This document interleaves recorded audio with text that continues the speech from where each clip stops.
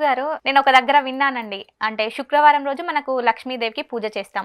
అర్ధరాత్రి 12 గంటలకి ఏదో పూజ చేస్తే లక్ష్మీదేవి అనుగ్రహం చాలా ఉంటుంది అంటున్నారు. అది నిజమేనా అండి మరి? ఇది అమ్మా అర్ధరాత్రి పూట లక్ష్మీదేవికి పూజ చేయమని ఎప్పుడు చెప్తాము అంటే శుక్రవారం కాదు, మరి ఎప్పుడు చేయాలండి? అమావాస్య.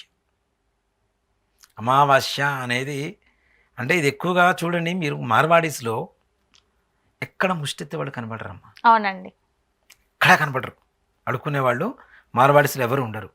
దేనికంటే ముఖ్యంగా వాళ్ళు కష్టం చేస్తూ ఉంటారు, కష్టపడుతూ ఉంటారు కదా.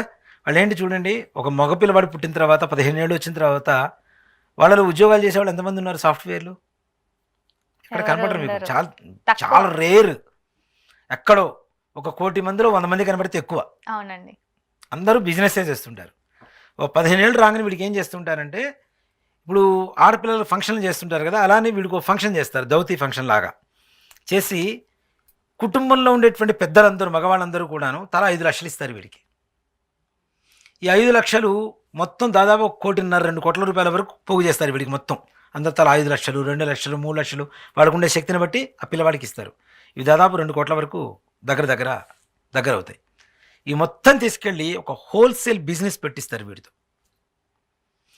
ఈ రిటైలర్స్, వీళ్ళ మార్వీడిస్ ఎవరైతే ఉంటారో రిటైలర్స్ అందరూ వీడి దగ్గరే కొంటారు.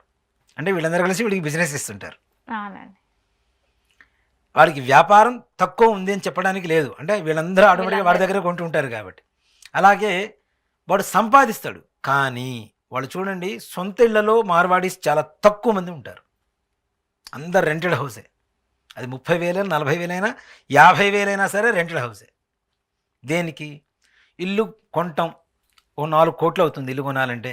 వాళ్ళ కుటుంబం చిందరబందరగా ఎవరికి వాళ్ళు విడిపోవడం ఉండదు సర్వసాధారణంగా. అవునండి. ఎక్కువగా ఐకమత్యంతో కలిసే ఉంటారు వాళ్ళు. అన్నదమ్ముల భార్యలు, వాళ్ళ పిల్లలు, వీళ్ళందరూ కూడా అందరూ చాలా వరకు కలిసే ఉంటారు ఎక్కువగా. వాళ్ళ సంతానం కూడా ఎక్కువ, 3 4 ఎక్కువ మంది అవునండి. ఉంటుంటారు. వీళ్ళందరూ కూడా కలిసే ఉంటారు. మరి వీళ్ళ ఖర్చులు ఎక్కువ వస్తుంటాయి. కానీ వీళ్ళు ఎంజాయ్ చేసే డబ్బు వీళ్ళ చేతికి అందుతుంది. 15 ఏళ్ళకే అంత డబ్బు వచ్చింది, వ్యాపారం చేస్తున్నాడంటే 20 ఏళ్ళకి మంచిగా డబ్బు వస్తుంది కదా. కానీ వీళ్ళు ఎంజాయ్ చేయాలి. సొంత ఇల్లు కొనుక్కోవాలి. 4 కోట్లు పెట్టి కొంటే రూపాయి వడ్డీ వేసుకోండి, ఎంత? 4 లక్షల 4 రూపాయలు. లక్షలు. అదే 50,000 పెట్టి రెంట్కి ఇల్లు తీసుకుంటే బ్రహ్మాండమైన ఇల్లు వస్తుంది 50,000లో. అవునా? అవునండి. మిగిలిన 3,50,000 సేవింగ్స్. సేవింగ్. అవునా? అవునండి. సో ఇవన్నీ కూడాను ఒక బాధ్యతాయుతంగా ఆలోచిస్తూ ఉంటారు, కష్టపడుతూ ఉంటారు. కానీ వాళ్ళల్లో కూడా కొంతవరకు పేదరికంతో ఉన్న వాళ్ళు ఉన్నారు. అవునండి. ఈ పేదరికంతో ఉన్న వాళ్ళని వాళ్ళు వెంటనే లిఫ్ట్ ఇస్తుంటారు పక్కన తప్పనిసరిగా. లక్ష్మీ అనుగ్రహం కూడా వాళ్ళకి తొందరగా కలుగుతుంది. దేనికి అంటే, దీపావళి రోజున చూడండి, మనం అందరం ఈ టపాసులు కాల్చుకుంటూ క్రాకర్స్ కాల్చుకుంటూ కూర్చుంటారు. కానీ వాళ్ళు మాత్రం అర్ధరాత్రి 12 గంటలకు పూజ చేస్తూ ఉంటారు లక్ష్మీదేవికి.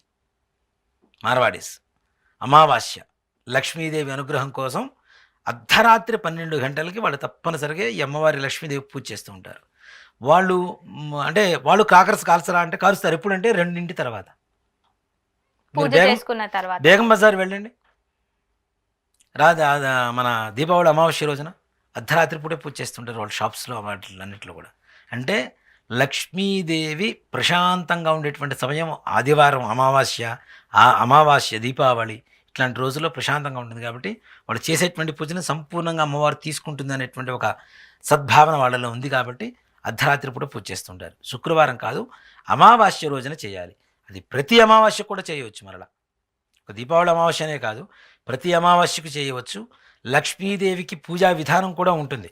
అమావాస్య రోజున చేసేటువంటి విధానం కూడా లక్ష్మీ అష్టోత్తరాలు ఇవే చేస్తాం.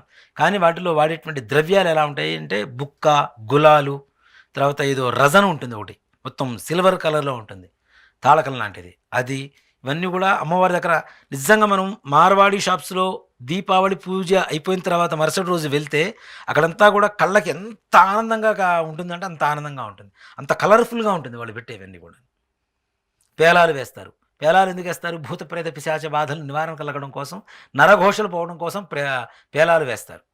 చూడండి, మనకి శవం తీసుకెళ్ళేటప్పుడు పేలాలు జరుగుతారు. పేలాలేస్తారు. ఎందుకు జరుగుతారు? ఆత్మఘోష నివారణ కోసం. ఇవన్నీ కూడా ఒక తంత్రశాస్త్ర ప్రకారం జరుగుతున్నటువంటి పూజలు ఇవన్నీ కూడాను. లక్ష్మీదేవి అనుగ్రహం కావాలి అంటే అర్ధరాత్రి అమావాస్య రోజున పూజ చేయడం అనేది చాలా విశేషం. లక్ష్మీదేవి అష్టోత్తరంతోనే పూజ చేయవచ్చు. కానీ అమావాస్య రోజున లక్ష్మీ గవ్వలు అని చెప్పి మన పూజా స్టోర్స్లో దొరుకుతూ ఉంటాయి.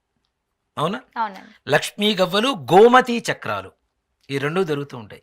అవి ఒక 27, ఇవి ఒక 27 తీసుకొచ్చి శుభ్రంగా కడిగేసి ఒక కాటన్ వస్త్రంలో శుభ్రంగా తుడిచేసి వాటి మీద అన్నిటి మీద చక్కగా గంధం పెట్టి బొట్టు పెట్టేసి చుట్టూ కాయిన్స్ ఇట్లాంటివి ఏమైనా ఉంటే, కాయిన్స్ అంటే స్టీల్వి కాకుండా మా పాతవి మనకి రాగి నాణాలు అవి ఉంటాయి కదా, అవును. అవన్నీ కూడా పెట్టేసి వాటికి కూడా శుభ్రంగా స్నానం చేయించేసి కడిగేసి బొట్లు పెట్టేసి లక్ష్మీదేవి అష్టోత్తరం పూజ చేసి ఏదైనా తీపి పదార్థం అంటే పొంగలి, స్వీట్ పొంగల్ అంటాం కదా, అవునండి. అది నైవేద్యం పెడితే లక్ష్మీదేవి పరిపూర్ణమైనటువంటి అనుగ్రహం తప్పనిసరి కలుగుతుంది.